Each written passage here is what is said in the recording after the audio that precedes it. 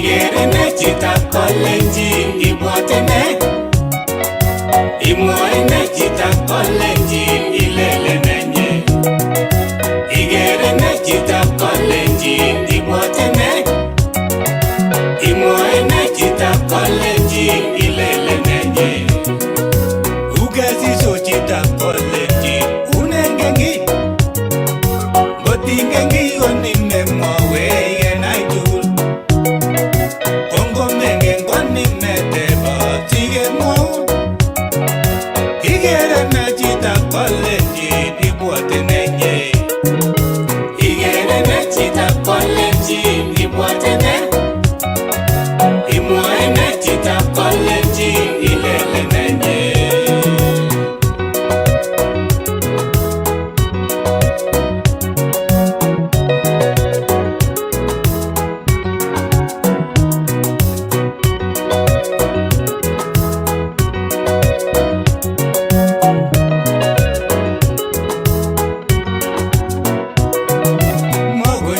Chitab Kalenjin ngochelewan neni nyoru Chitab Kalenjin ngororiote.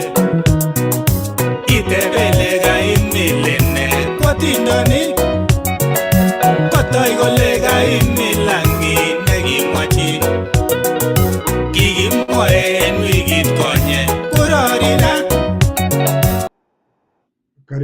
Karibuni Chitab Kalenjin gebwatwe inata kawa legend Dr. Joel Kimeto kaligere Nee Chitab Kalenjin hitbwati Nee Chitab Kalenjin kageitu kora tetutiet nenata kichame nebo Igere Nee Chitab Kalenjin kemira episode number 78 kongete olimba Haris age crossen amana logo crossen ematunwek hapa akoi olimba kebeberta nebo Kingdom of Saudi Arabia. Kongoi biik chakere kakoingian agere notok tamnyolei koskei kainet naat ko Rosalina Senge, asante sana kongete asante sana kale tune tan kongete olimba Dubai tamnyolei asante sana.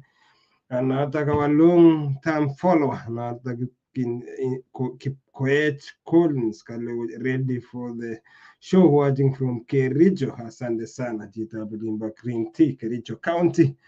Kongoi biik tugul agere Jacqueline Cheruta Selem kale following.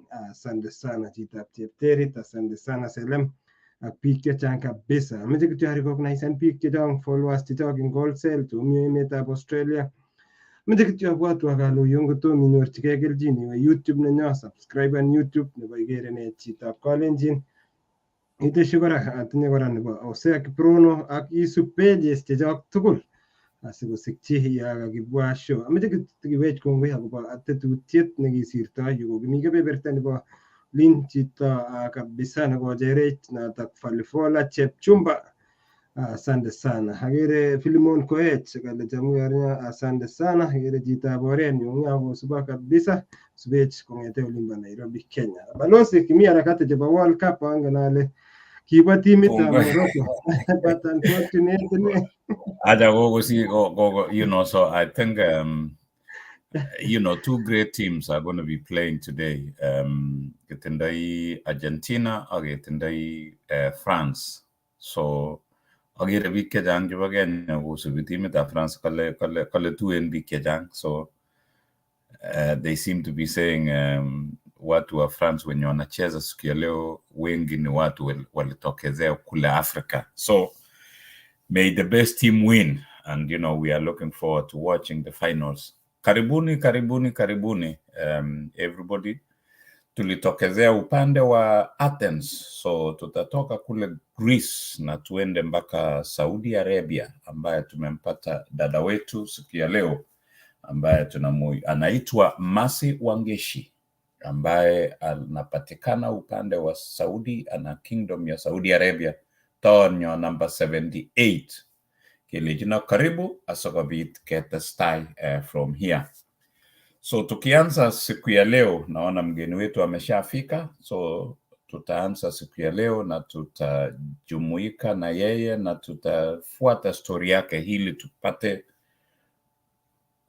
encouragement. You will be inspired one way or another, because our guest is full of very, very interesting things that we will learn from her.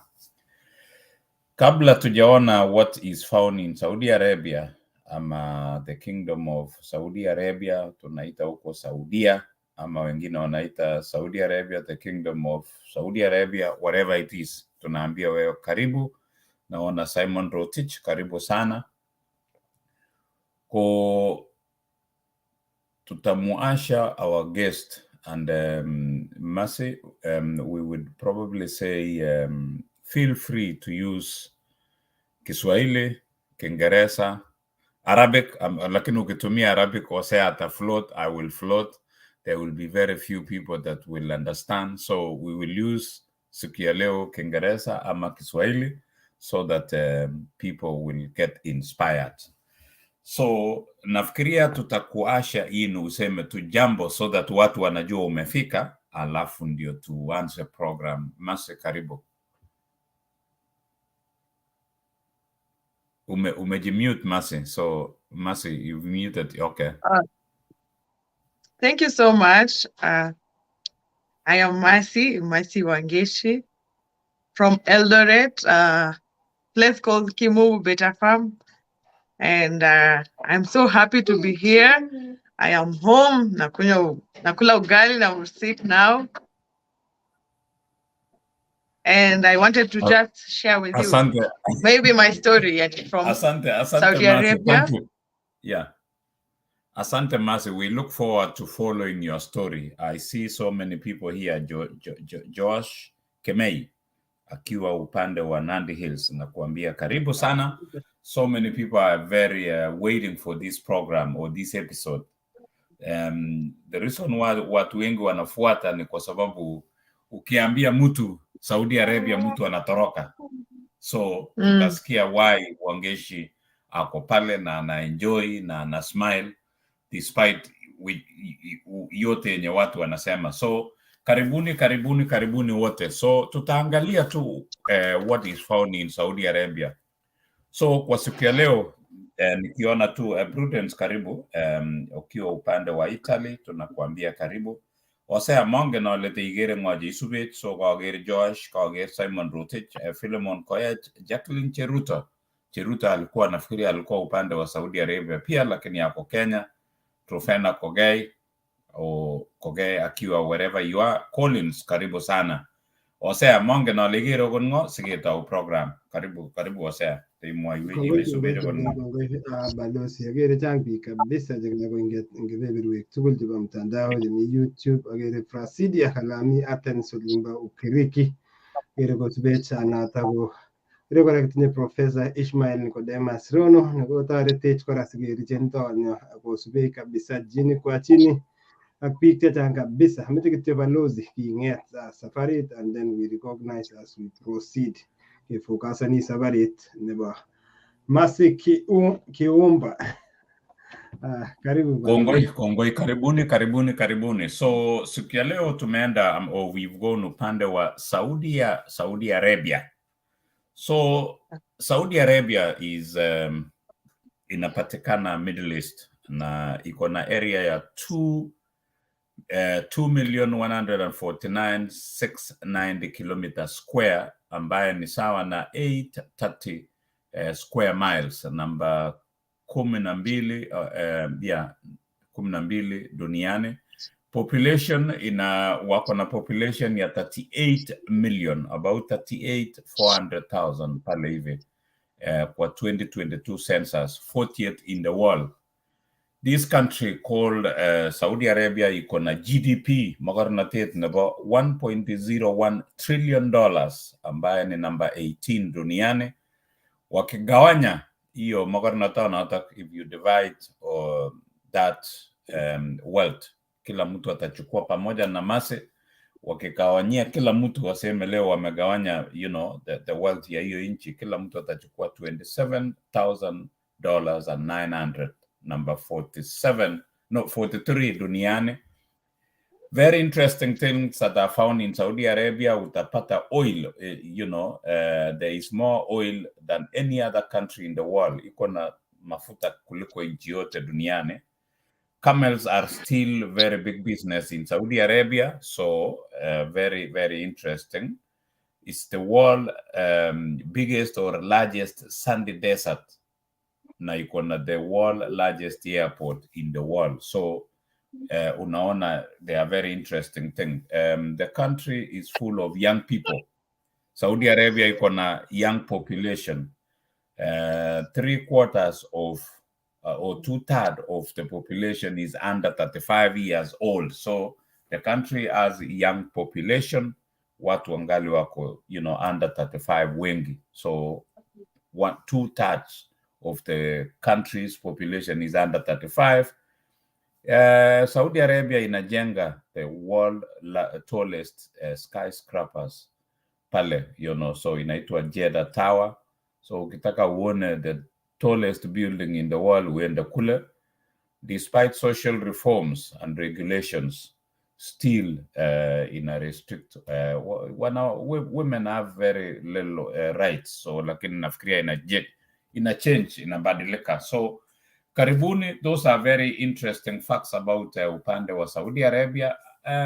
Despite what we hear, siku ya leo the reason why we invited our guest today is, she has the positive side, or, a success story out of Saudi Arabia. So hata kama kila kitu ni mbaya, there has to be some good things that come from a place. So tutaendelea namna hiyo tukifuata story yake, and we will alternate questions between me and Hosea.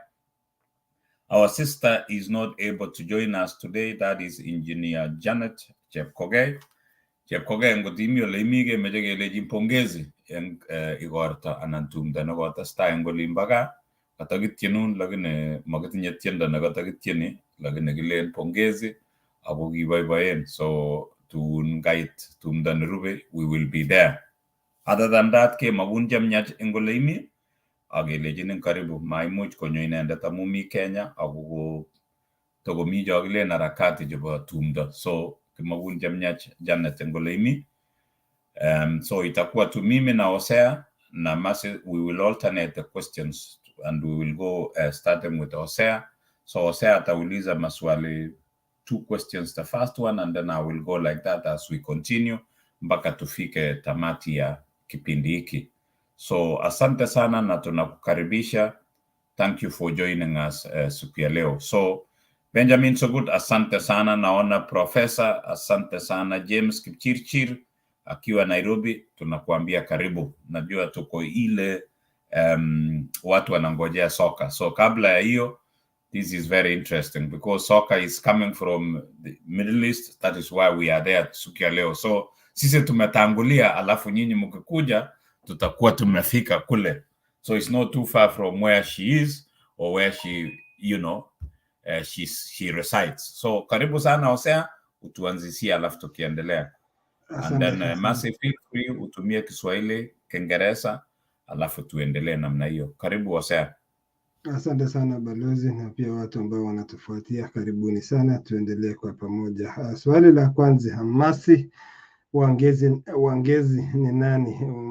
Umesaliwa wapi? Umelelewa wapi? Na je, umesoma wapi? Karibu Masi.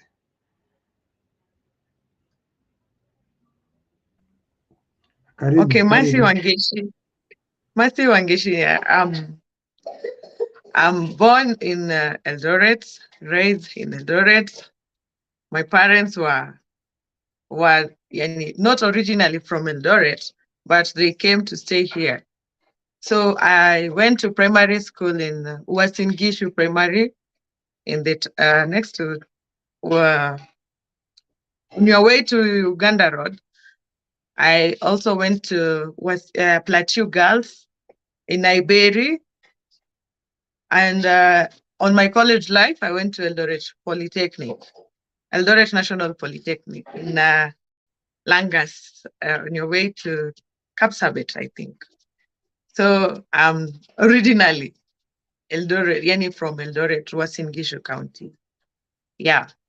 Utuambie kwa ufupi about your family, uko na siblings na wangapi, na maisha ilikuwa aje mkigrow kwa upande wa Eldoret? Ilikuwa maisha ile rahisi ama ilikuwa maisha noma kidogo? Okay. my parents, my mom is from Uganda, and my dad is a Kikuyu, and they met here in Eldoret while they were trying to hustle when they were still young, and they met here and they married each other, and we are 8, 5 boys and 3 girls. I'm number 7, number Saba, and growing up with business people. Yani, my father was a businessman. My mother is still a businessman. We were raised in a way that you have to look for your own money. There is no way they will give you everything 100%. You also have to find a way of doing things on your own. Like I used to go with my mother sokoni, selling bananas with her, and still she's doing the same business. So it's something that I grew up knowing that I really need my own money to feel happy, because we were raised like that. Yeah. Na pia mkigrow up Masi, umetuambia ulienda primary school Uasin Gishu na pia ukaenda Plateau. Masomo ulikuwa aje kwa maneno ya masomo, mbele katikata ama ulikuwa tu? Na pia Okay, I would say average, but if I want to do something, I can do the best. Like I was engaging in music festivals. I was so active in leadership. I was also a deputy head girl in Plateau Girls. Then I went to head girl.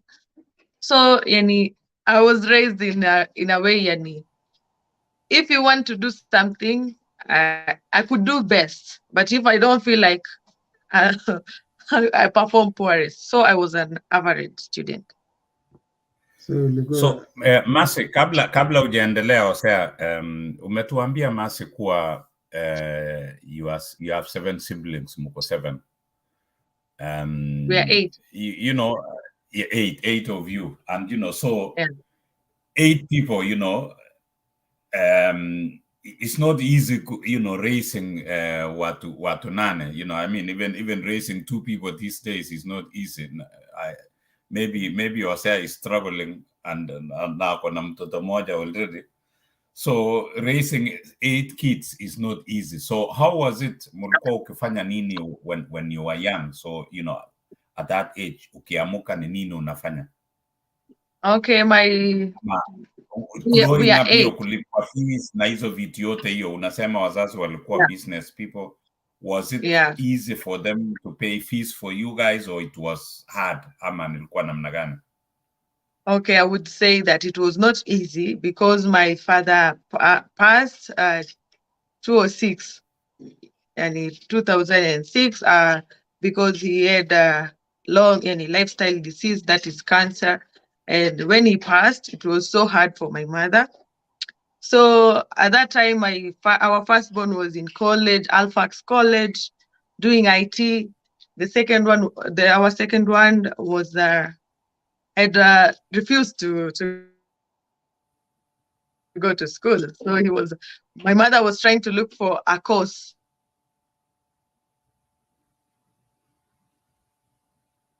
So Masi, nafikiria amefreeze kidogo. Yeah, okay. I've freeze. So it was the 4th, all of us, we were still in school. So my mother tried to look for loans, ya kufanya biashara, running up and down. But I would say God is so faithful, because there was no one in our family who was coming home without ajalipa school fees. Even in high school, I was the first one who could clear my Form 1 school fees, my Form 2. I was among the first ones. My mother used to say, it's better I stay without shoes, but no one should come home saying, Mom, nimefukuzwa sina sababu sijalipa school fees. So I would say it's the hard work of my mom that made us go through a soft journey in terms of education. But we used to help her. Tunakuja sokoni, tukifunga shule, tunauza, and unaambiwa usicheze pesa ya biashara, because that is what is feeding us and educating us. Yeah. So unaweza kusema Mercy that you know, pole, you know, you lost your father when you guys were in school, so mulitumia tu biashara ya mama ya sokoni ndio mukasoma? Yes. Asante. Osea testa. Okay, Osea. Asante sana Wangeci, umetuambia pia kumbe biashara pia husaidia kwa watu kwa some of us tulikuwa tunategemea mahindi huko mashinani. So umetueleza ulienda Plateau Girls. Ulipata ngapi kwa Plateau Girls na iliweza kukuchukua wapi? Okay. In Plateau Girls, I did 2015, I did exams. Then I got Y because I got an Y in agriculture. So I had to repeat another one.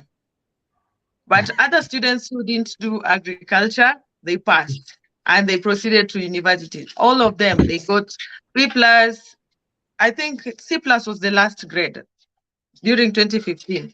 So we were 11 of us. We had to go back again to school. I remember crying, telling my mother, I don't want to go back to school. And she said, you can't waste your 4 years.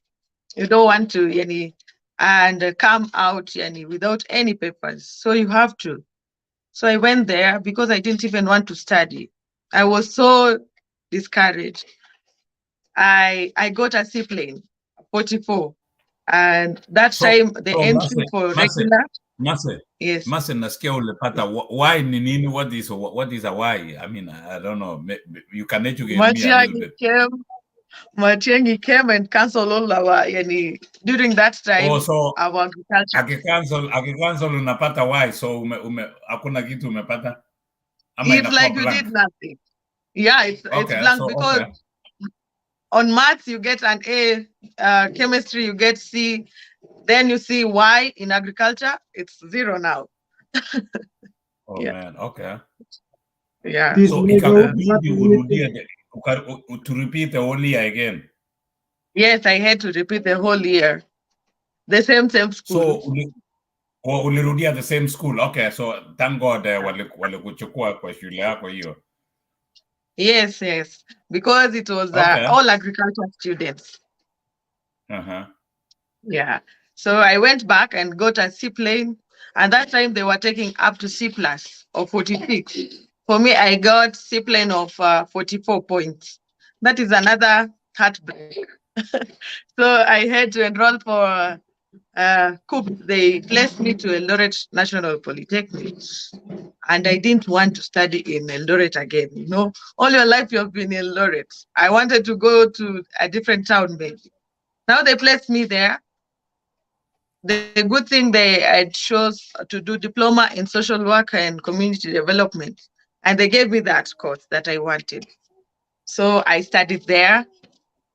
27. I joined 2017 May. Was it May or September? I think it was May. Then I did my module 1 and module 2. The journey of module 2 I was cut short. Ukafanya hiyo, okay. Ukafanya mpaka ukamaliza, and then what happened? Did you get a job after that or what? No. Now we have 3 modules, so I'm supposed to finish the 3 modules. In between, I got a relationship. I got into a relationship.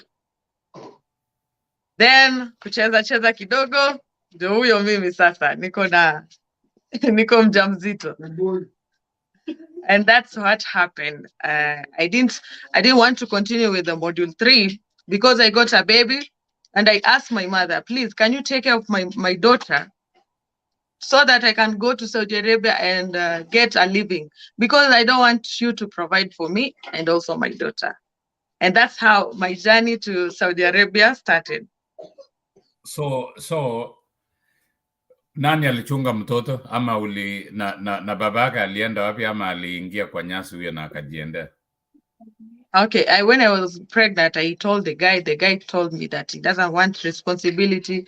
I should try abortion method, of which I don't believe in that. I'm a Christian. So Hivyo ndi aliniacha kama niko na 3 months pregnancy.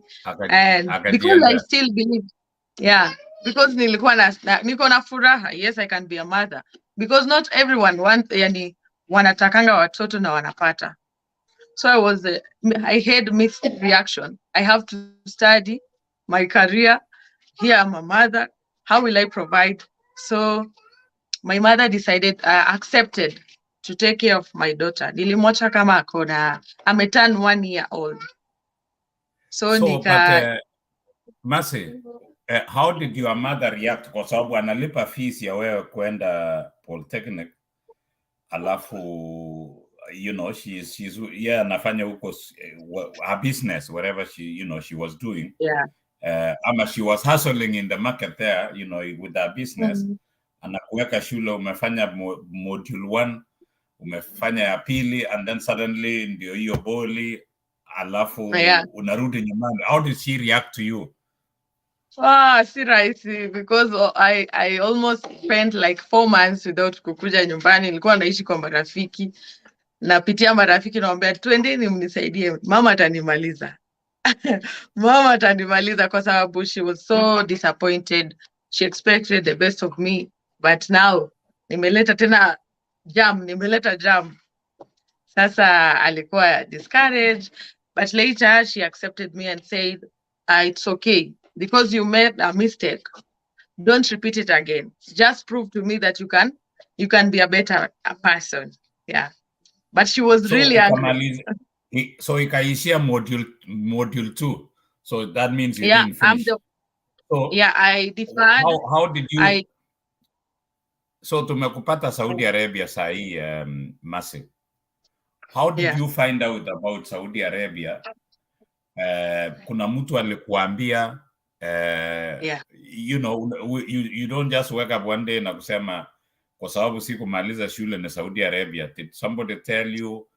How did you find out, and what did you do? Tell us about that before you get there. Okay, actually, I'm the one who decided to defer my course, but she could have paid for me. I know she could have paid, but I said if she starts paying for me, I'll be reluctant. So we were in the class. When the class bounced, you have time to talk about life. Then one of my friends said, Mercy, I want us to be successful.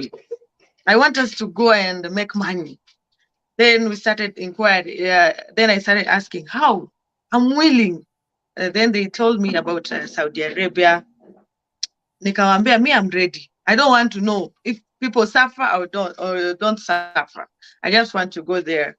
So immediately, while we were talking like that, they told me we will go tomorrow to see the agent. Then I was like, it's that too fast, because it was October. Then they said, yeah, you can go. Even you need to have a ID photocopy of your mother, because to submit, and your birth certificate. So good thing I had the birth certificate with me and my ID. So the only thing I needed is for the parents. So I told them, I lied. Nikawadanganya, Mom, I need your ID sababu ya mambo na shule huko NEC exams.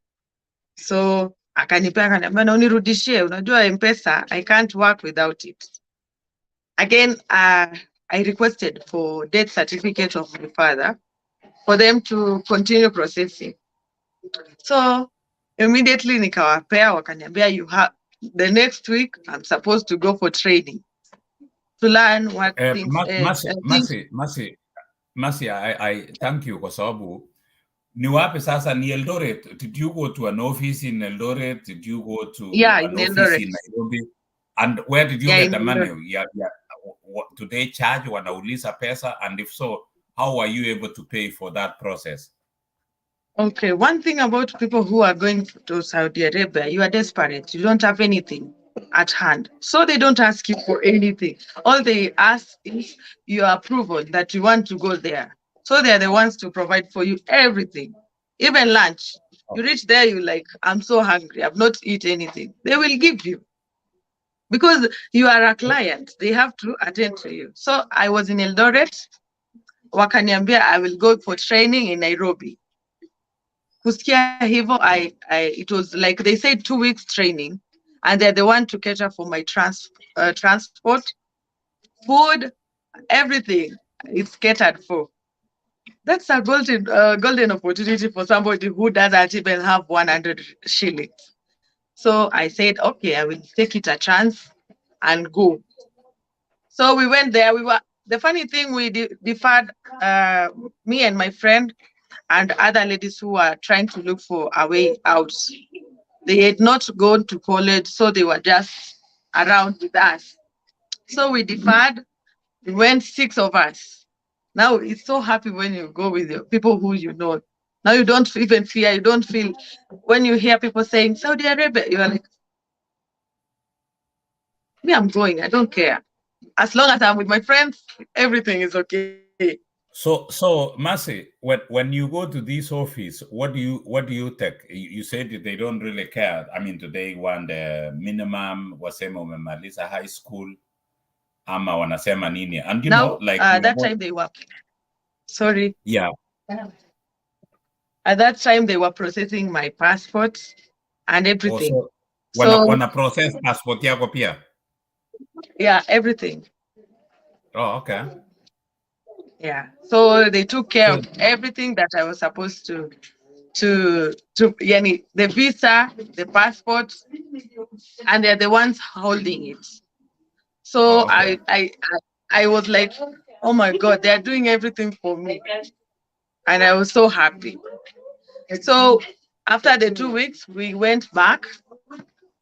After the 2 weeks, we went back for the kukuja nyumbani kuangalia kama watakuita. Kwa sababu they take a picture and the sponsor who wants you will see you and say, I want this girl. So I was chosen to go on 23rd. So but you see, Mercy, saa zile ulikuwa umeambia Made akupatie tu ID yake, you didn't tell her what you are going to do. Ukadanganya unaenda kufanya neck whatever it was. So umeenda 2 weeks for the training. What did your mother say when you come back? Did you tell your mother, oh, by the way, ma'am, I'm processing something? Ama uliambia, and what was her reaction? What did she say? Okay, when I went there, before I going, I told her, Mom, these 2 weeks I'll be going. She said, where again? Then I said, I want to go for Qatar. I said Qatar. I didn't say Saudi Arabia. You know, I just said I'm going to Qatar and they're going to process everything for me.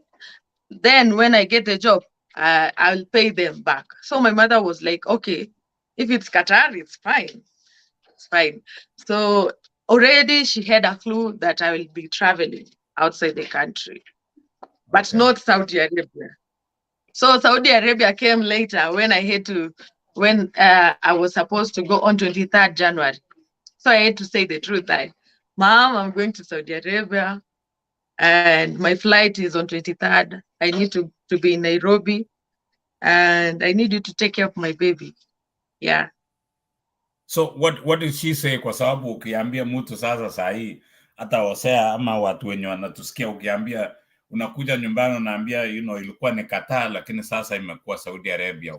What was mom's reaction? And did they escort you to the airport ama walikuchukua tu kaenda? Okay, that day nilikuwa sokoni. I was supposed to go, so nikaambia, I was with my brother, nikamwambia my brother, then kaniambia, I wish you all the best. Then my mom said that I bless you and nimekufungua. Anasema nimekufungua na mkono yangu miwili. Mama, wewe ukifika ufanye kazi, uheshimu vitu zenye unaambiwa. I wish you all the best. And akabeba mtoto wangu akamwambia, sasa mimi nitabaki na wewe, mama taenda. It was kind of emotional, but I was so happy. Then I went with my friends from Eldoret to Nairobi.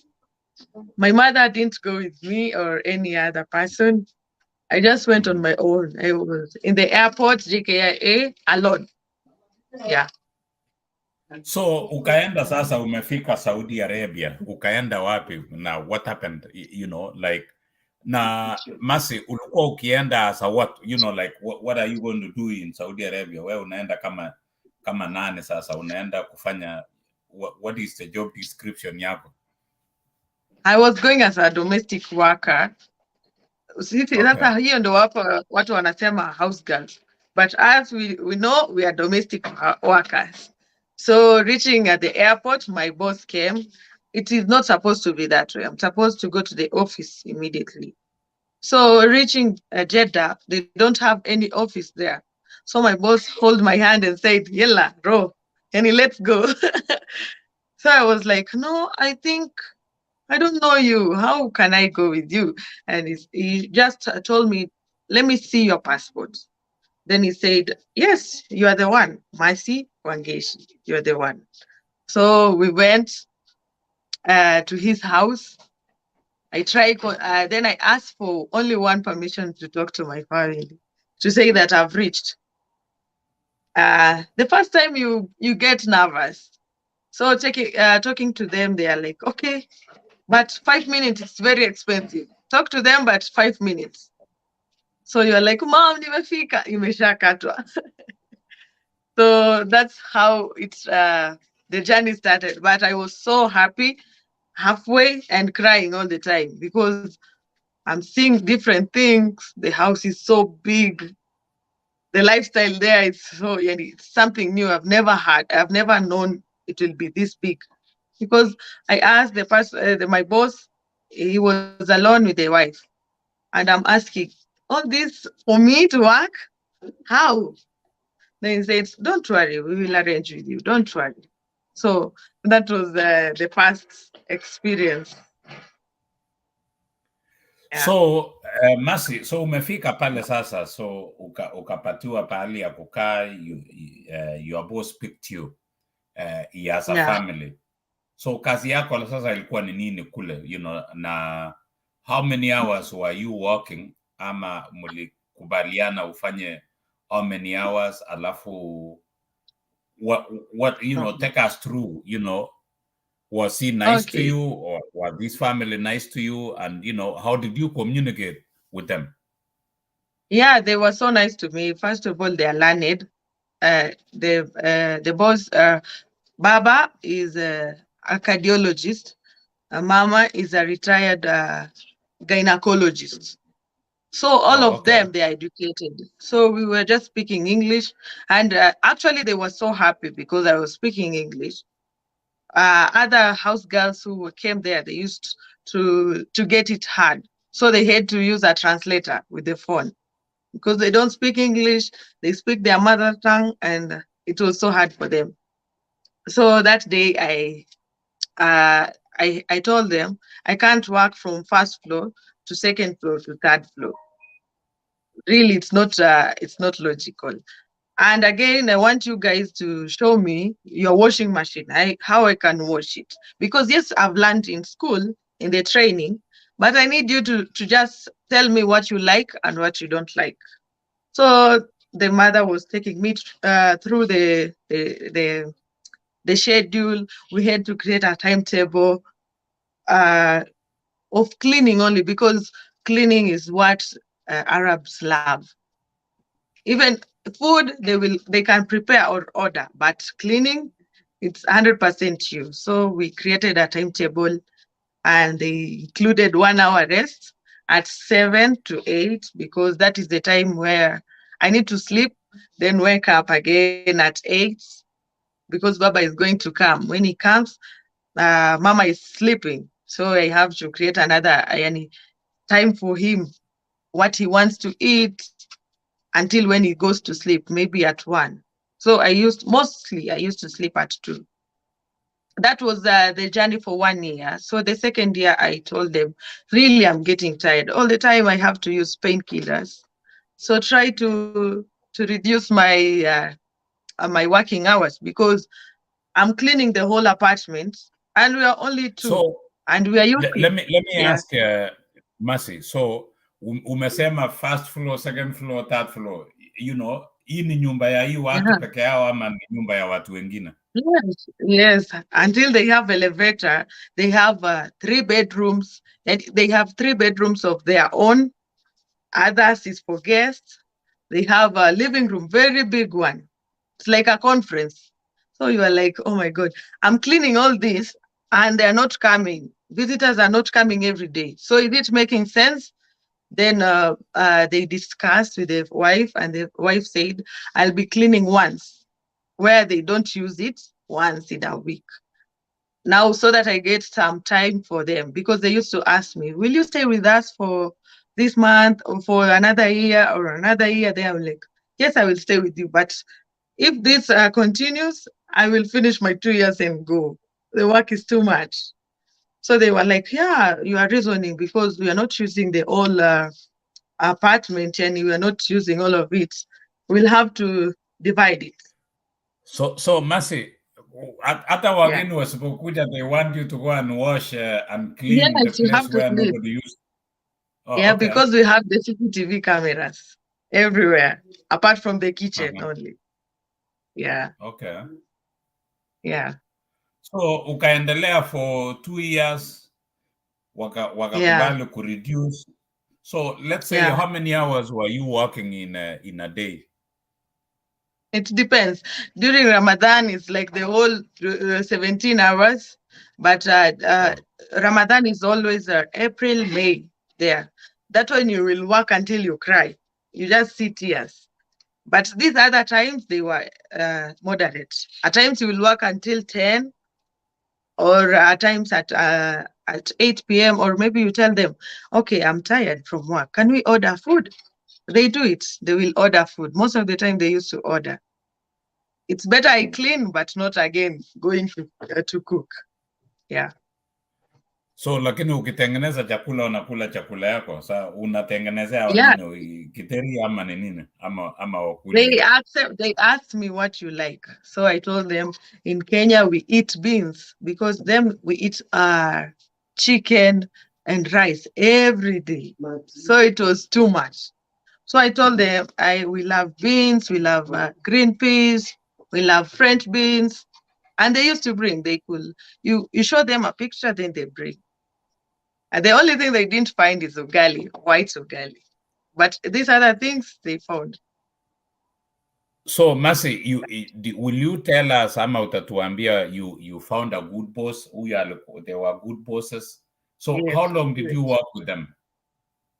I worked with them for 2 years.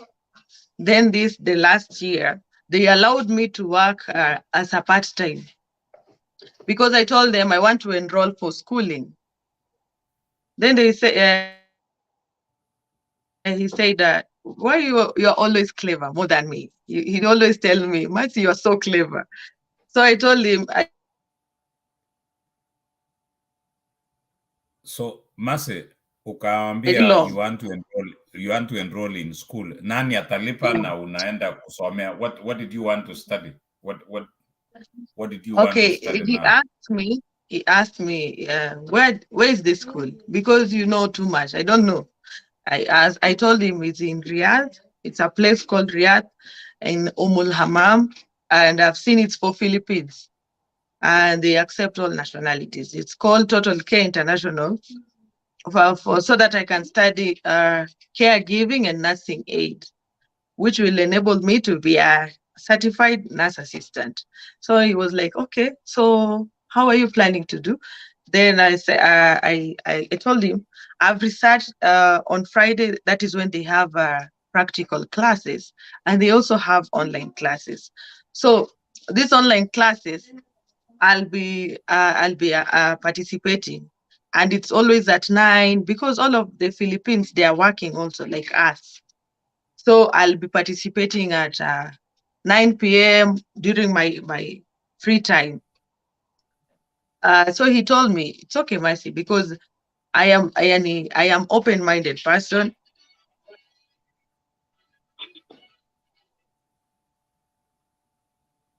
Hello? So endelea Mercy, endelea, keep on going. He said he's an open-minded person, and he accepted me. So I told him I'll use my money, my salary. If I get my salary, I'll use my salary to pay my own school fees.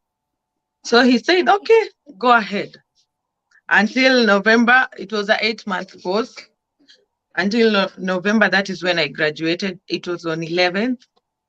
That's when I did my graduation, and he was so happy because I promised him that I want to study, and I finished it. Yeah. And that's when he gave me the chance. He told me that he's going to give me a present of going to visit my mother and my family by creating exit visa, and told me how many days you wish to stay. So I told him I would like to stay like a month because we are supposed to look for the job. I don't want to lose track.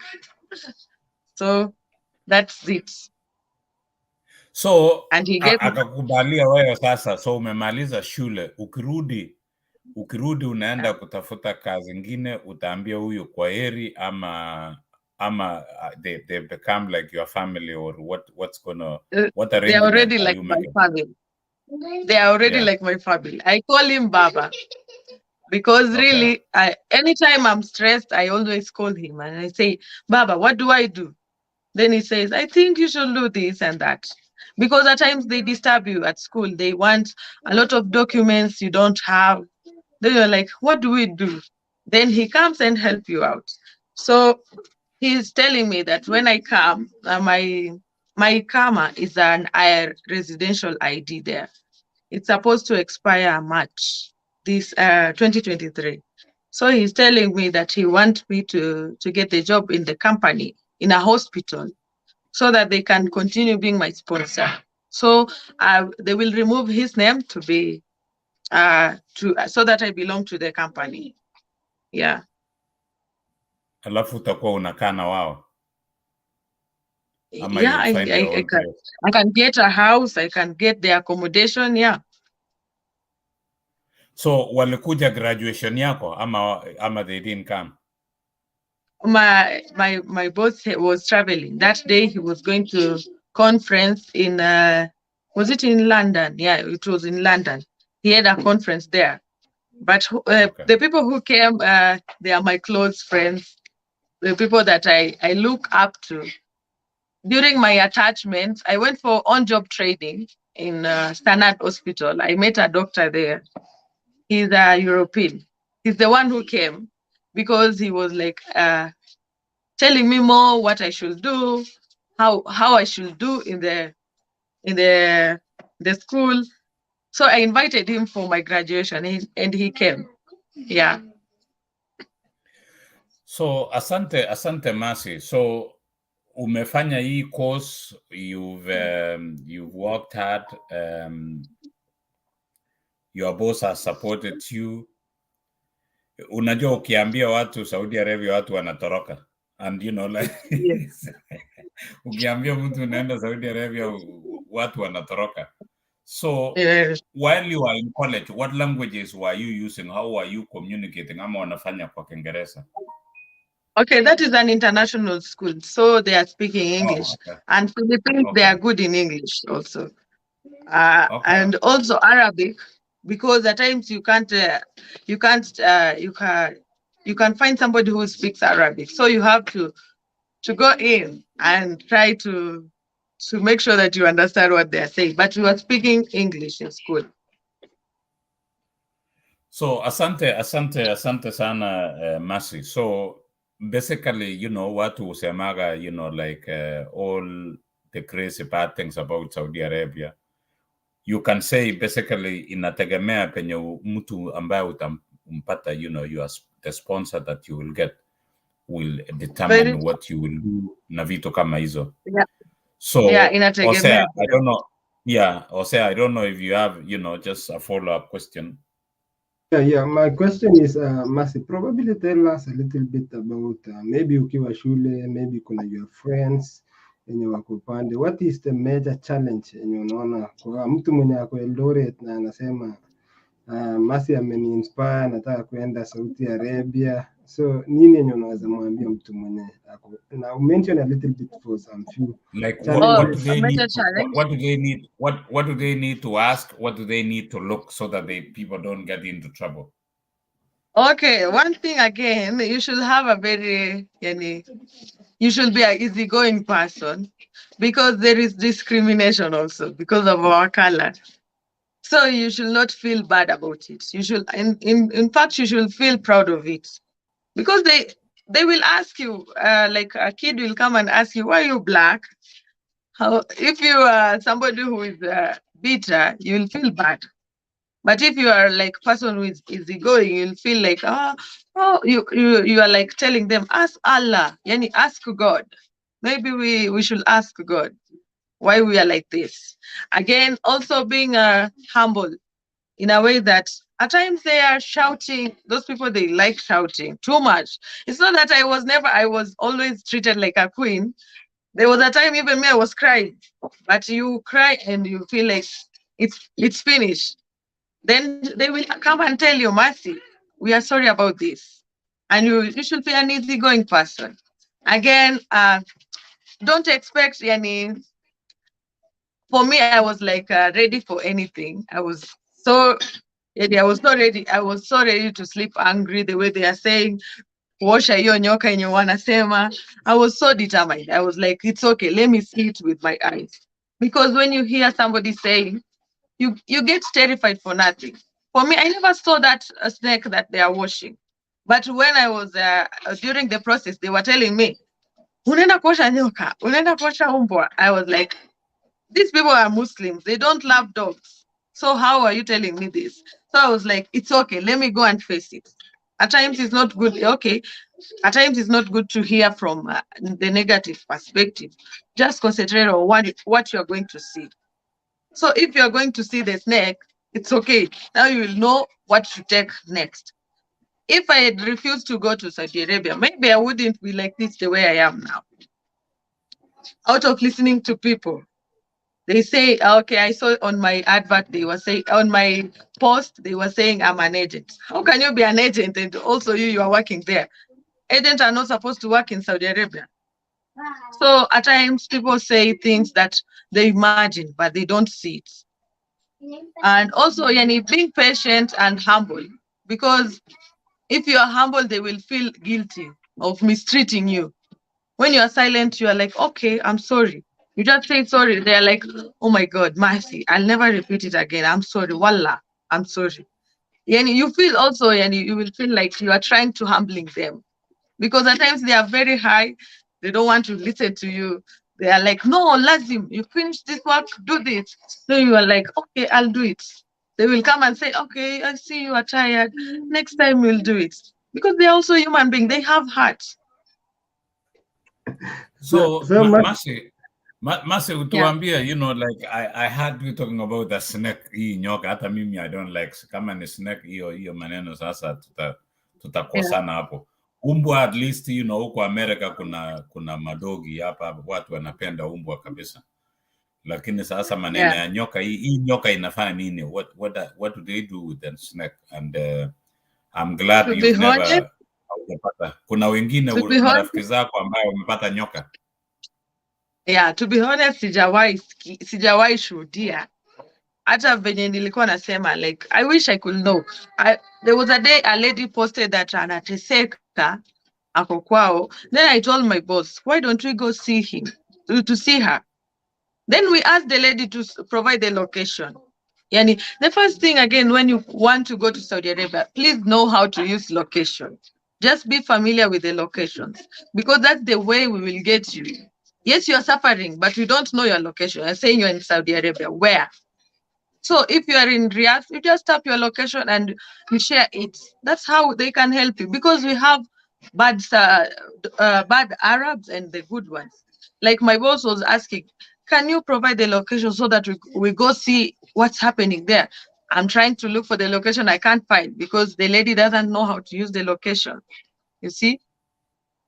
So even us, wenye tuko huko, huwa tunajaribu kusikia, tunataka kujua hiyo inafanyika wapi, because hata sisi tunaona kwa TV venye nyinyi mnaona, even us we are seeing. So Osea, I don't know. So Osea, I don't know. I think that Osea, Mercy, nafikiria, I don't know if there are people here in Saudi Arabia. There are some ladies ambao walikuwa pale. I don't know, tuandikie if they are following us. some of them, you know, I've been there. Naona mtu anaandika hapo ati there are no house in Saudi Arabia. I don't know what they are saying. You know, Lucy Sang, sijui yako Saudi Arabia ama wako wapi. So, asante, it is good to hear from somebody ambaye the positive side, kwa sababu tumesikia tu all the negative things about Saudi Arabia. Kila kitu tunasikia mpaka hata unashangaa. I mean, I've been to Riyadh, but I never really, you know, I was there just for 2 days. I never really went outside. Nilikaa tu kwa town. Na hizi vitu. So imekuwa mpaka hata unasikia tu everything is bad, negative. So that is why tunataka tusikie kitu mzuri ama the positive side of Saudi Arabia, mpaka umeenda nyumbani and you are looking forward to going back. What will you tell people wenye wamesema tu all the negative things about Saudi Arabia, na wewe unarudi huko, hata your boss amekuambia uende alafu urudi, na amekubali kuwa ukirudi utatafuta kazi, pengine utafata part time huko kwao. So what will you tell people like that when you know, they just think in Saudi Arabia everything is bad? What would you tell them? I would tell them that they should learn, people should learn to trust their own instinct. Because my fear is not your fear. For me, my fear is is poverty. And for another person's fear, maybe is getting sick, you see. So we don't have similarities in terms of our own personalities. Again, another thing is Kenyans, we should stop being negative. We are negative in everything. Even you see somebody wearing a dress, you are like, this is not good. It's not a good quality. You should appreciate the fact that the person is wearing the clothes. So we should try to minimize negativity, because some people don't have confidence in themselves. Their self-esteem is being compromised. If you tell me that I will suffer in Saudi Arabia, I always say, it's okay.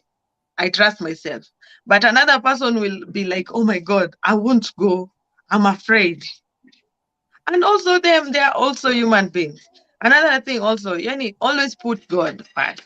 Because I didn't know I'll get that boss, but I trusted I'm going to get a good boss. I was just praying, and I knew, I was so confident I'm going to get a very good boss. Even now, we always video call. He's like, what you eating now? Let me see. And it's something that I never expected. So it's God's work. It works. And if you trust also, you have the belief of having a good life, a good stay there, you will have. Because we came with so many people who are Kenyans on 14th of November. We came with them through the same way that I came. And they were happy. So, Mercy. So, when you ulikuja na wao, most of them were happy, ama you know, ulipata you've had stories kama sisi, umesikia stories zingine. Yeah. Have you witnessed part stories yenye ambayo mpaka unasikia unasema, oh, kama ni hivi sasa ni mbaya, lakini you know so many wenye wamefanya mzuri and they are very happy and they are going back like you. Yes. And we have Kenyans who are staying there permanently. Like another lady who always make my hair is staying there for, this one I made from Saudi Arabia, not here, 10 years. So when somebody is like negative, you feel like, I always feel sorry, because there was another one, Akulipwa, miezi sita. So she was coming, was so much in pain because hakuwa amelipwa, but hakuwa ichapwa, hakuwa ifanyiwa kitu, but hakuwa amelipwa miezi sita, and they boarded a plane without paying her. Even there was another Ugandan we came with, ako kwa airport, ananiambia anataka kuenda wapi? Kampala. And I'm seeing the ticket is Kalas, it's finished, only to Nairobi. So I'm like, so how are you going to go there? Doesn't have any money, doesn't know they are supposed to take another ticket to Entebbe or Kampala. So really, people are kinder. The ones that I met them, it's a situation that we can solve. Like we helped her with the cash that we had in Kenya shillings. I was with my brother. So tukamleta hadi Nakuru because Nairobi the ticket to Kampala was 4,000. So tukamleta hadi Nakuru, then tukatafuta basi akapanda akaenda Kampala with 2,500. So really kuna wale Waarabu huwa wenye hawajali. Sasa kama huyo boss wake amemwambia tu weenda, amempea ticket ya Nairobi, anatarajia afike kwao. So really this thing, so they are just assuming ukishafika tu Nairobi umefika Africa, so umefika nyumbani. They just know you are an African. They don't want to know you are a Kenyan or Ugandan or we have such people.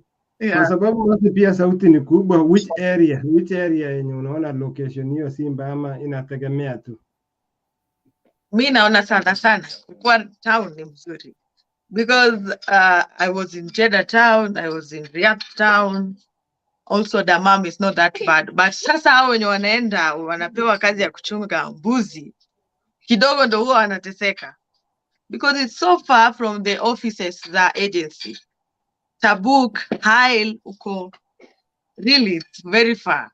And you know, it's so wide. Enye hata boss wako kitambua kuja Riyadh, ni ngumu afike uko. Sasa kihesabu anafaa kukulipia. Yeah. Would you say also that people who are enlightened and educated are more understanding because wakona idea people who've traveled, even in America, for example, somebody who has traveled outside America will view or look at you differently or treat you differently from somebody mwenye amekaa tu kwa state agenda, another state, anafikiria tu America is like this. Somebody who has traveled will treat you differently from the one that has stayed in the same locality. Very true. Those who are in the localities, they are like harsh. They are still having that belief of African is a black continent. We don't have resources. They can even ask you, do you have water? Do you have this, like this? There was a day somebody asked me, I at the hospital there where I was training, asked me, do you have these machines that you're using here in your country? So to me, those who are explored, they have gone outside. They're so nice because they already have what is the difference between different culture and diversities. So wenye wamebaki hapo, wenye hawajawahi songa, ndio kidogo wanakuwa na hiyo, they are so radical. They are so hard to change. Yeah. Asante. Osea, sijui kama naona Chotam Rob anatufuata, Cherop Muigei following. Naona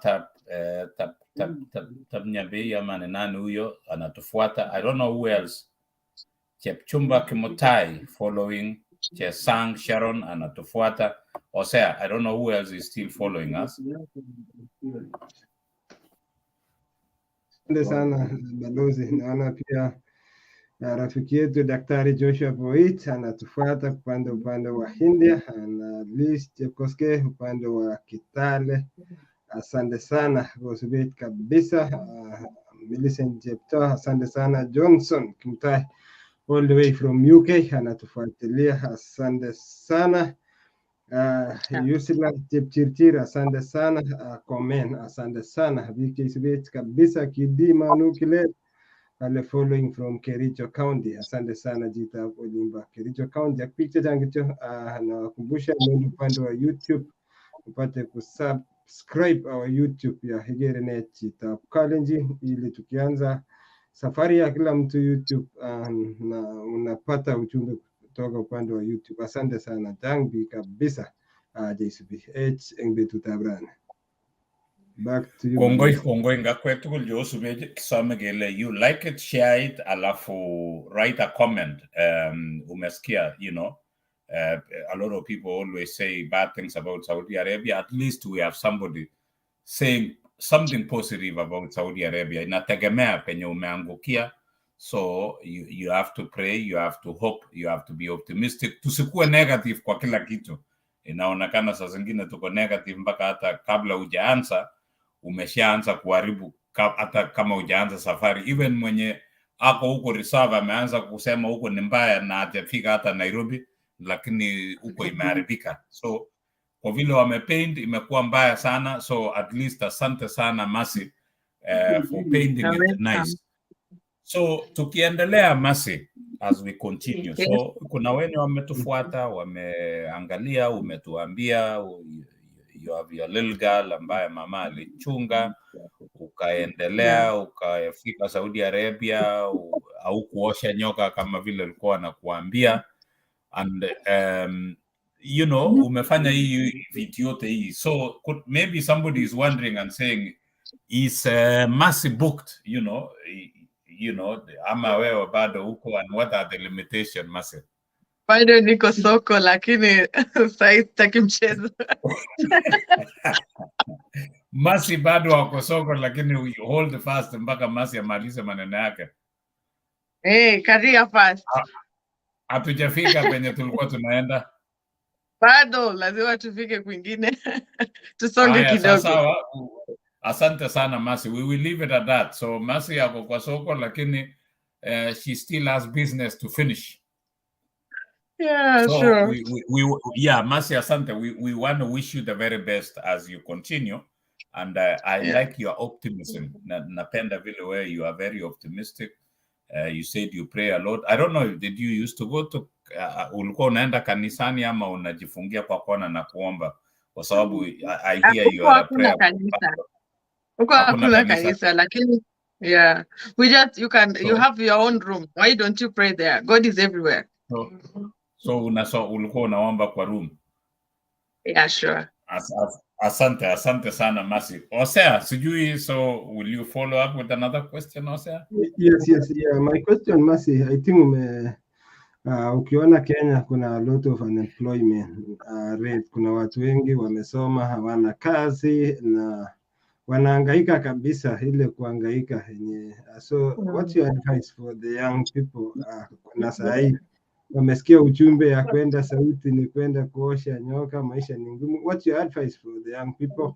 Na pia ueleze pia. Okay, my advice is.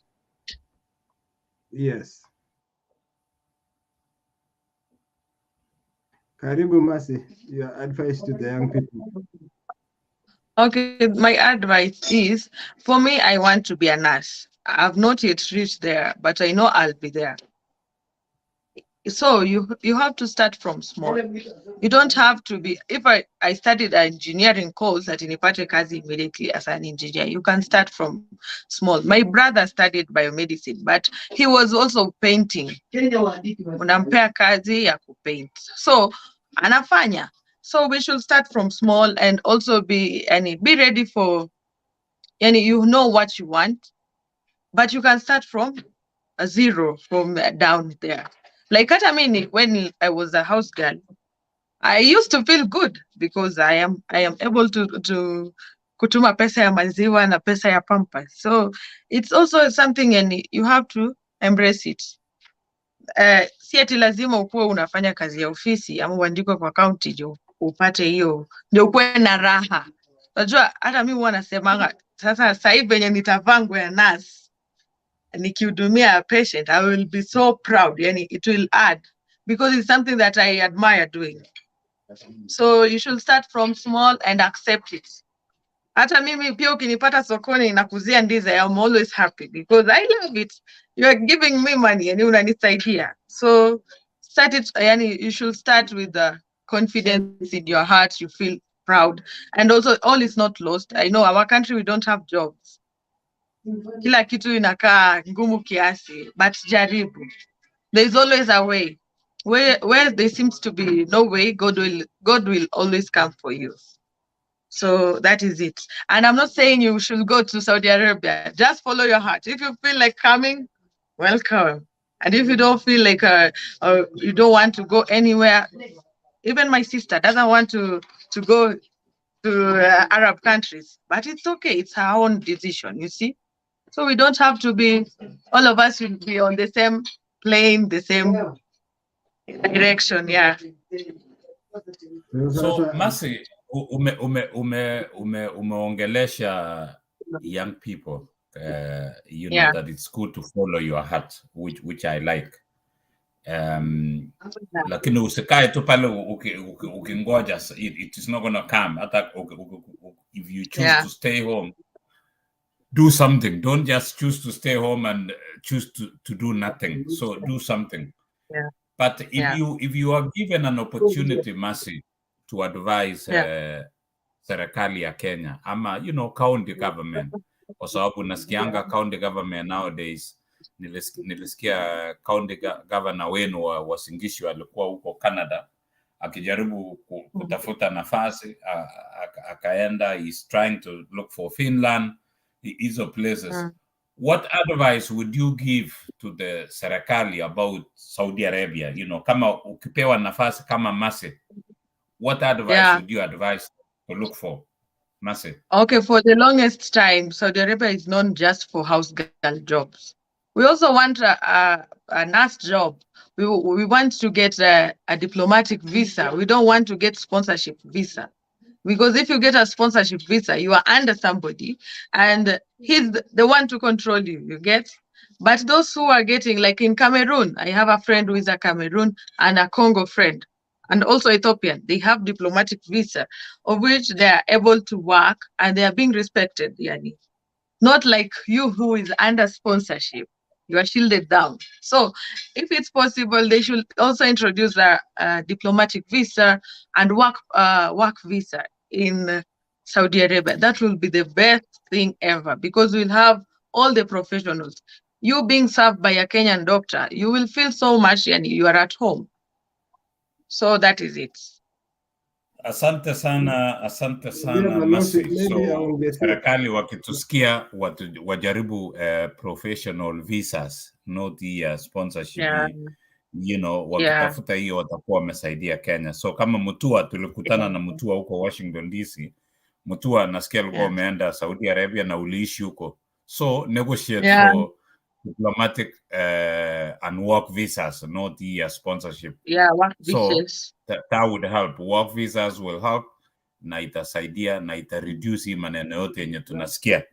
So sasa zile unaenda ukiwa unaenda kule, jaribu uende on a professional visa and then things will change. But not all is bad in Saudi Arabia. There are also good stories and positive stories kama, ya Mercy. Osea? Yes, Mercy pia umeongelea kwa domestic worker Saudi Arabia. Salary ukipata ule employer mwenye anakulipa ni karibu ngapi? Najua tuone pia upande wa salary. Salary ya kazi ya nyumba ama? Kazi ya nyumba, alafu uende pia kwa sababu umefanya hiyo assisting in nursing, salary ya assisting in nursing ni ngapi? At least pia salary ya nurse assistant ukipata permanent job it will be 3,500 riyals to 4,000 riyals. That is almost like 80 to 90. So kazi ya nyumba we started at 850 riyal to 1,200. So yani it's around there because they added for me the salary. When nilikuwa naendelea kukaa now, they give me tips, they give me what, so it was like increasing to 1,200. But initially was 25. If I do a calculation, it will be like around 29,000 or 28, around there. 28. So hiyo ni kazi ya nyumba. Kazi ya nyumba. Sawa, at least wasikilizaji wetu wakina Joash ameniambia hawezi toka penye inaitwa Kabelmet Kabi Queen, so amesikia alitaka kujua salary ya watu wa Saudi Arabia. So assisting in nursing ni karibu 100,000. If you get a permanent job, hopefully. But still you can work in 2 jobs. Like hapa unaweza work 2 to 3 jobs. Unaweza work maybe part time. No. It's so hard there because they don't pay you with the working hours. So you should be there until the time that they need you. So it's not like Europe countries where you have to work with working hours. They don't work in hours, man. They don't work in hours. They work full-time job, man. Full-time, full time job, osea hakuna hii maneno ya kufanya awali. So so asante sana Masi. Karibu tutafika kwa hiyo our takeaways, alafu tutakupatia nafasi useme your last words. You know, so umeadvise government ukaambia ikiwezekana watafute maneno ama work visa, you know, things like that. Wakijaribu hiyo itapuuza a lot of issues ambayo tunasikia. I still want you to talk to wazazi wenye wako pale nyumbani, you know, wenye wanatufuata. Kuna wazazi, you know, like they wanaambia, you know, mzazi anaweza kuja na anakuambia mimi naomba mtoto wangu aende, lakini huyo mtoto hayuko. So unashindwa wewe unamuombea mtoto, ile mtoto anaombewa. Pengine ataka kuona. So what will you tell wazazi, kwa sababu hizi vitu inakuwa ngumu, alafu mtu akifika huko anasema I didn't want to come here, I did not been for my parent ambaye alinisukuma, singekuwa ninapata hii shida. Lakini what will you tell wazazi alafu vijana pia? For me, I would ask parents to comply with the pastor, like your son, your child, because really they are the ones who are going. Niende anaenda kuosha hiyo inaitwa hammam, toilet. So akikwambia yeye ataki, just respect that, and it's for the betterment. Pia ni amani, anataka kuona amani kwa roho. Kuna mtu atasema hivyo hakutaka, but later with time atataka yeye mwenyewe. Like for me, if you ask me, like maybe in future, like in the next how many years, like after this 2023, 2024, unataka niende wapi? I will tell you Europe, because that is my heart's desire.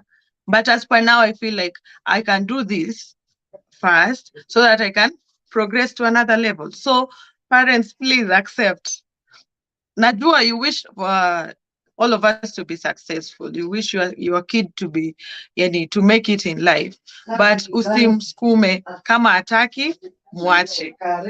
And it's very nice. It will help.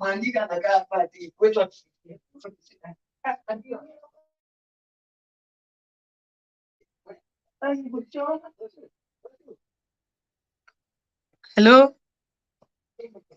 Balozi, you go mute. I muted? Yes, Balozi, you go mute, yes. Yeah, you muted, Balozi. Oh, okay. You are finishing something up. Yeah, I'm saying let it come from me. And also you can advise me, but I will make the final decision. Na msikasirike nikikwambia mami sitaki kuenda huko, kwa sababu kuna reason, kuna hiyo heart desire. So it should come for the person, the child mwenye anataka kuenda kama mimi, and also later proceeds to another person. So that is it. Yeah, asante sana. And you know, like usually kuna, you know, there are instincts. Unasikia instincts ya mtu inakuambia, you know, this is not good. So mpaka unasema sio mimi. So wazazi, it's good also watoto wakuwe the ones wenye wanataka kwenda, sio yenye unawatakia waende. I know wazazi wanatakia mema watoto, but don't push them, because if they are not, then there is a problem. So kabla tujamaliza, Masi, we have professor hapa ambaye ameingia, and yeye ndio alitufanya mpaka tukakufikia. So I don't know if he has a question to ask, alafu tutakupatia ama tutakuja kwa ile tunaita our takeaways, what we've taken from you. And then asanteni wenye wamewatch. Naona watu Stanley Chirchir akiwa pale Odessa, USA. Naona John Kemboi, huyu jamaa nafikiria hapo upande wa huku Ohio. Asante Kemboi. Cherob Muigei, naona Cherob ameandika hapo 18 hours. Sijui 18 hours ni ya kufanya ama ni full time job ama ni nini, lakini asante sana Cherob, umeandika tu 18 hours. So I don't know what 18 hours is, Makchiriot asante wherever you are. So naona tu amesema asanteni kwa sababu ya mgeni. Kimngetich ngeno, asante sana. Nafikiria Victoria Seychelles watching you guys. Oh, akiwa Victoria Seychelles. So asante sana Kimngetich. Nafikiria tutafika Kimngetich, tuandikia alafu tukuje huko Victoria. We want to know what is going on in Seychelles. So huko kuna kuosha nyoka ama nyoka hata hakuna huko Seychelles, so utatuambia. So so we would like to come to Seychelles as well. Kidimano Kericho, asante sana. Jonathan Rob, asante penye huko, na nyinyi nyote ambaye mmetufuata, thank you so much for following. Share and like it and write a comment. So Rob, 18 hours ni nini? So ungetuambia so that we know. So I don't know, 18 hours is too much, 18 hours is full time, 18 hours is what? I don't know, but asante sana. So Osea, nafikiria tutapatia Ismail. Ismail Nicodemus, did you want to ask a question or you wanted to comment on something? Professor. Prof, unmute on your end. You have to unmute yourself, Professor. Yeah. Yes, proceed. Karibu, Professor. Asante sana Ambassador Peter Rono, na pia Osea, na pia Mercy kutoka upande wa Saudi Arabia. Langu tu ni maybe kucomment na kwamba na pia kumpongeza Mercy. Mercy amekuwa kielelezo maybe kwa Wakenya ambao huenda wako nje za ng'ambo na wale ambao wako Saudi Arabia na hata wale ambao wako nje ya Kenya, ya kwamba hata ingawa unapitia challenges mbalimbali, everything is possible. So ni kupongeza tu Mercy na kuambia kwamba nimeweza kuzungumza na Mercy kwa muda mfupi. Mercy hatujajuana kwa muda mrefu, nimejuana naye kwa muda mfupi, lakini nimeongea naye nikafahamu kuwa she's a girl with very big dreams. She only needs a little support. So najua kwamba mmesikia historia yake kwa wale ambao tumekuwa tukifuatilia. So Mercy, tunakutakia kila laheri. Tunafurahia kusikia kwamba you are making an achievement in life step by step, yote yanawezekana. So pongezi sana, asante sana. Ismail, wewe uko wapi? Uko Eldoret, uko Kapsabet, uko wapi? Niko Kapsabet at the moment, si huko nyumbani. Najua mlijua mimi ni jirani ya Osea kule nyumbani.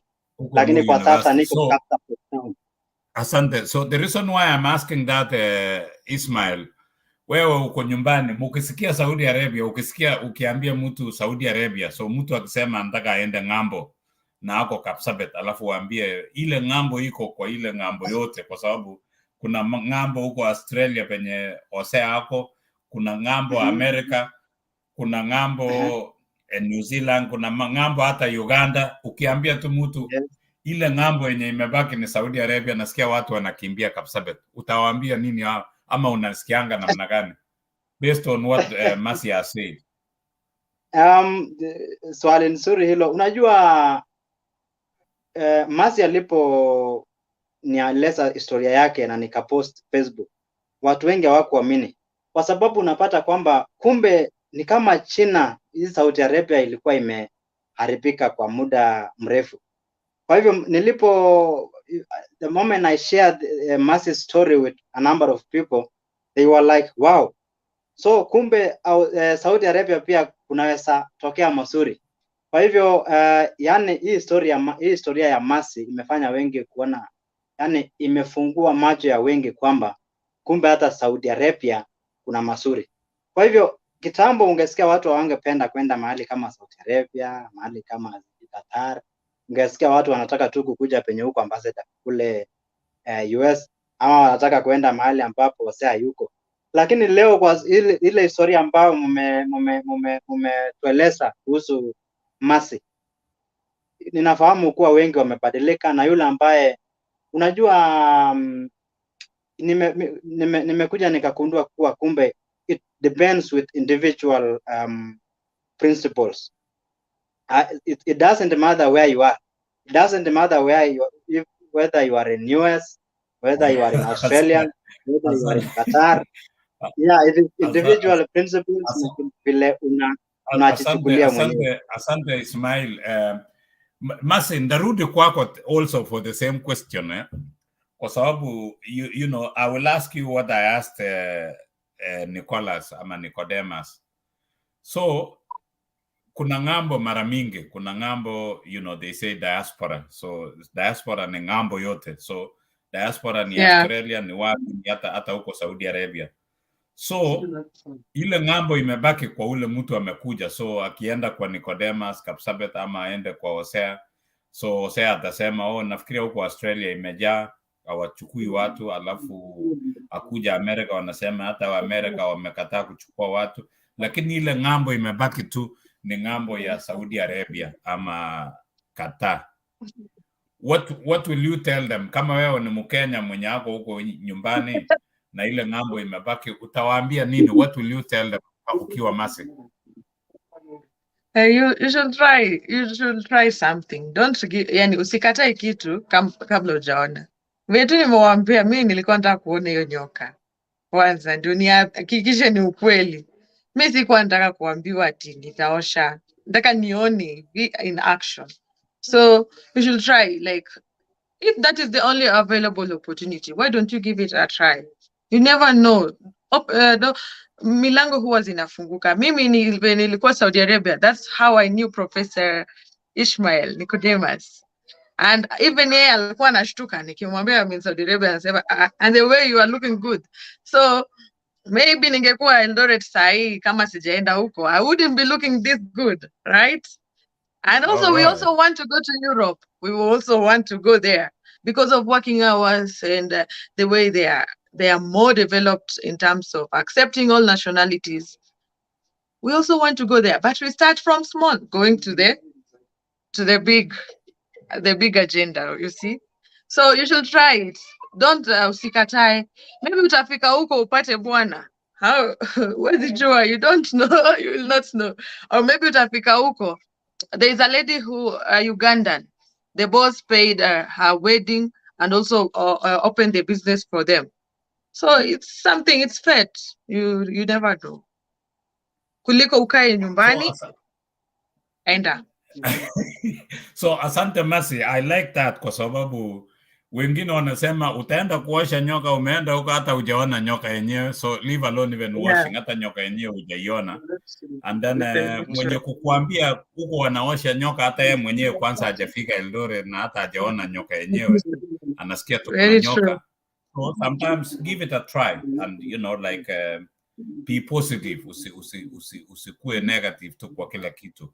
And then I like the fact that uliambia watu, let's stop being negative, let's be positive. You know, there are good things, you know, in places even where there are a lot of hard things. So, nafikiria tutarudi Hosea, so that unless you have anything Hosea banning, you know, other than that, tutarudi ndio tufanye takeaways, alafu tutapatia mgeni wetu atupatie parting words yake na, you know, atuambie her last words. So, Hosea, I don't know if you have any other question.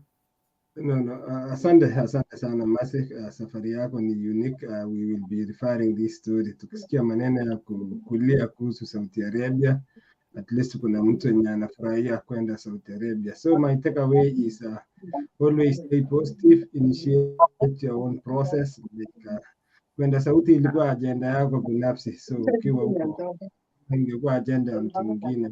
Another thing is always kwa humble, nyenyekea. You know, kuna hiyo kitu yenye, kuna kiburi yenye inaingianga watu hata before afike hapo na lakini ukiwa kila mahali, hata penye tuko hata Australia hapa, always we remain humble. Huwezi enda kukaa kwa tajiri na umeandikwa kazi. Another thing ni ukiwa mahali, tafuta opportunities as well. Wewe ulikuwa housewife house girl, lakini ukaprogress, ukasoma, uka-add value pia hiyo kazi ya kunini. Another thing is nimeona pia uko na aim higher, like uko next step yako ni kwenda Europe ama kucross kuja Australia ama kucross kwenda US. At least in life kuna penye hizi inaenda cross referencing kwa watu. Unapata mtu anaweza kaa reserve for 10 to 20 years hajasonga, hata akiwa Tulua hajawahi hajasonga Nakuru ama hata hajaenda Nairobi. So in life tujaribu ku progress. Oh, we wish you all the very very best. Thank you. I think Asante. Ayabei Bridget ni alumni wa Saudi Arabia.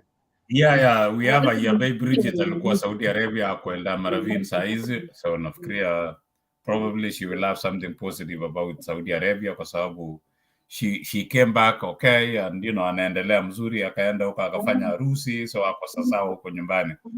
But asanteni wote ambaye mmetufuata. So always give it a try before putting it off. Usi put off something kabla hata ujui ni nini. Kuna wengine hata wana put off, they don't even know what they are putting off before they even try wame put off, and they don't know what they are putting off. Kuna mwingine hata tupatia advice huko lakini hata hajafika mahala, they've not even reached Nairobi and they are giving us advice ya huko penye wako. So that is why we bring people wenye walikuwa huko ndio watuambie, kwa sababu wengine wa based on hearsay. So unasikia kama story alafu mpaka inakuwa uongo, alafu wakiongeza chumvi inaharibika. So there are also good things that come from places. If it is hard, there are good things that come from hardness. And I like what Masi told us. Be positive. And lazima unyenyekee. You have to be humble to be able to go through hardship. Kwa sababu if you are humble, hata mwenye anapiga kelele atapiga mpaka aseme inaonekana huyu mtu anisikii, ama they start feeling bad and they come and say I'm sorry. So you know, inchi zingine kuna watu ambaye wanapiga kelele wakiongea normal. So you have to understand that. So you know, other people will shout that they don't know they are shouting until you tell them, you know, unaambia why are you making noise? Anasema when unaambia saa hii ulikuwa unapiga kelele. So kuna saa zingine you have to find a way of telling someone that, you know, you are shouting. So shouting, sometimes people don't know that they are shouting. So kwa mfano kuna huyu jamaa ambaye alikuwa anampigia horn jamaa, kumbe this guy was deaf. The next thing anaambia, where nimepiga kelele sasa hapa. Mwisho huyu akaambia, you know what, I didn't hear. Anaambia, but I was shouting. Huyu akaambia, I'm deaf. So sasa zingine unapigia mtu kelele and they are deaf. So you have to find out kabla hujafanya hiyo. Add value to yourself. Ukiwa mahala, fanya kitu. So our sister hapa alienda akiwa house girl or whatever you can call it, lakini yeye alienda akasomea mpaka saa hii she's a nurse. So add value to yourself. Usikae tu hapo for 30 years ukiwa the same thing. So you have to upgrade yourself. So always let's upgrade ourselves. That is the message we've gotten from our sister.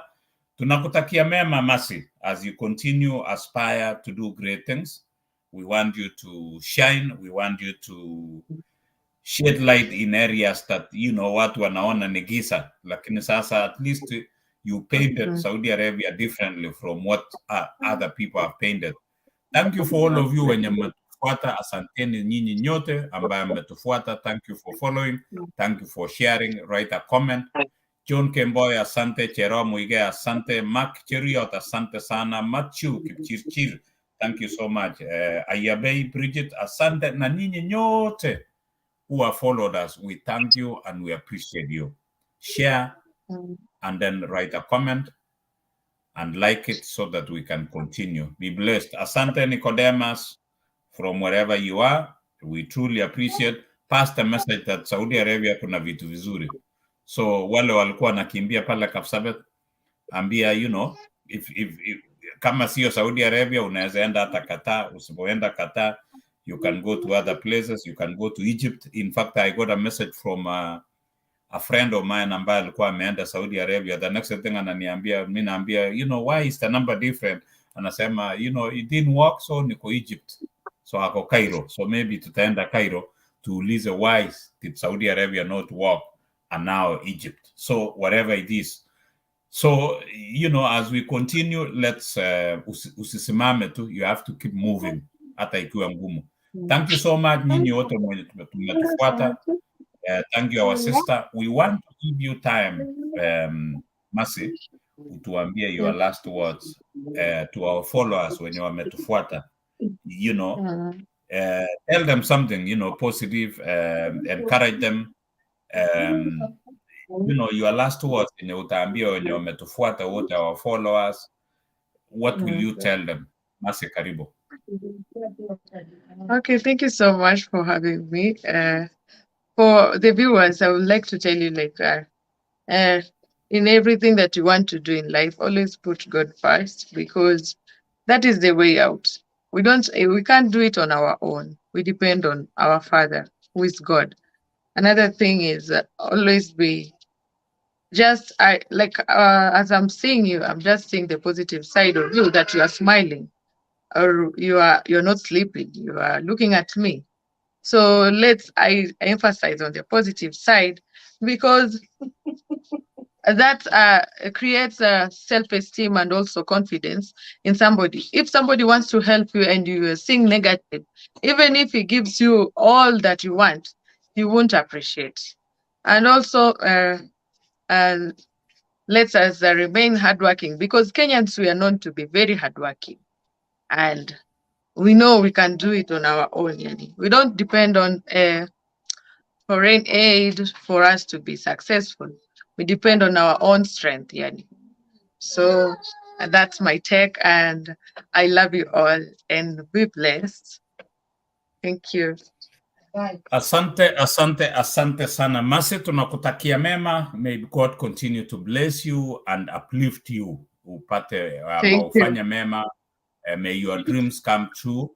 We want to wish you a Merry Christmas and a Happy New Year. And for Nicodemus and Osea, may the best team win today, later during the World Cup. I don't know who you are supporting.